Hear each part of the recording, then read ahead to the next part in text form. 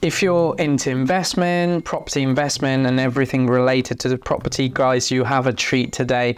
As you can see from the title, I really want to talk about property sourcing, potentially expose some of the key things, because remember, being in the industry for the last 5 years, mainly working with people who are doing rent to rent or rent to arbitrage, although we also work with people who own their property, we have worked with people who own blocked. The important part here is understanding that, if you're using a property sourcer, let's make sure you understand your own numbers. And hopefully by the end of today's video, it's quite a strong topic that I'm making, but I really want to make sure that, if a property sourcer wants to come and chat with me in regards to the processes, I'm more than happy to go through it, because I totally understand the process. I totally understand where the missing gap is, and more importantly, I work with people who's got units sourced by a sourcer based on certain figures and they're not achieving them. So guys, without further ado, let's go through today's video. I really want to make sure I give you guys the value, the content that you need, and eventually to make understand that if you're using property sources, these are the things you must do.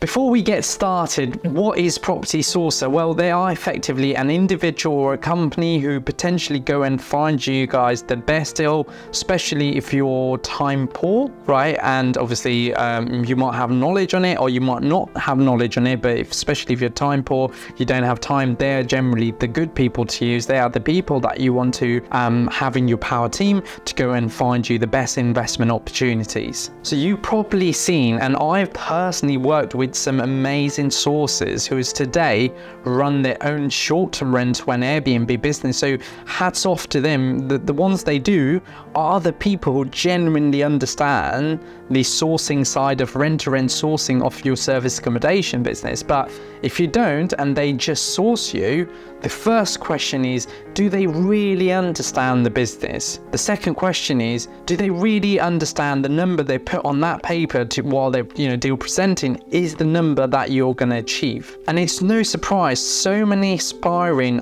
investors have managed to get some really good deal from sources in general. Now, sources where we're looking at not purchase to short-term rental, we're not looking at BRR to short-term rental, we are effectively just focusing on a rent-to-rent service accommodation business, right? So think about this way, when I look at lack of, and there's two things here, lack of transparency, secondly, risk factor. Firstly, I think when you're looking at a source, and for me, 90% of time when I work with someone who's told me that actually Piers, a source has find me this product, all of a sudden for me, my first question to them is, does that sourcer run their own short-term rental business? Doesn't matter even if they've got one unit, it's another way for them to understand the market and understand the actual market themselves to be able to source the unit. Now, don't get me wrong, I have enough clients who started sourcing business with a good knowledge,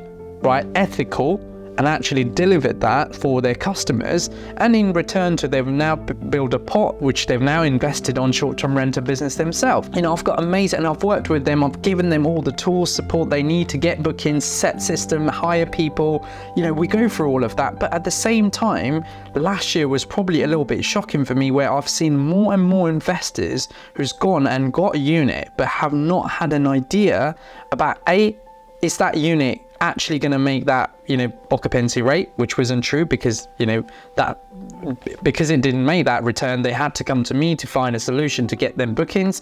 Secondly, the investor themselves, sadly to say, look, if you are an investor looking to work with Sourcer 2, you must educate yourself on certain things, understanding how to hire them.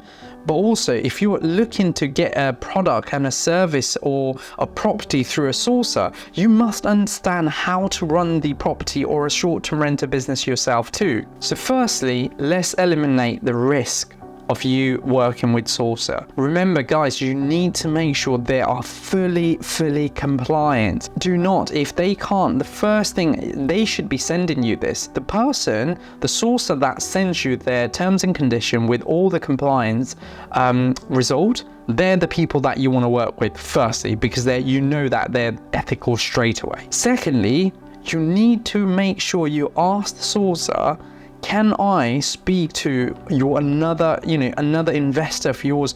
If they've said they've sourced a property for someone else, and if they haven't and they've genuinely said it's their first deal, then it's fine. But if they've genuinely said someone that you need to speak to at least 2 or 3 of investors they've sourced the property for, and you want to get a proper feedback from them. That 2 things is very, very important for me. As soon as you do your 2 things, you will know exactly how the sourcer works, how they've delivered, and the important thing is, as a business, there will be things that's gone wrong, and hopefully if the sourcer's dealt with it in the right way for the other investors, you know that if things go wrong, they're going to deal it in the right way for you too. Now look, doesn't mean every sourcer is a bad sourcer, but personally for me, look, if I really want you to grow your business and I want you to invest in short-term rental or Airbnb business, I would educate myself first, right? I genuinely would, because before going and working with someone who's a sourcer on a rent-to-rent service accommodation,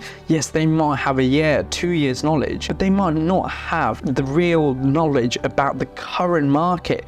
If they're not running a short-term rental and a service accommodation business themselves, they wouldn't know based on current factor. We've worked with clients in the same location about 3 years ago, and we're working with them today. We have to do a completely different strategy to get them bookings, because what it was 3 years ago isn't the same today, right? And that's the kind of knowledge that we share on Grow Airbnb. And I really want you to think about this way.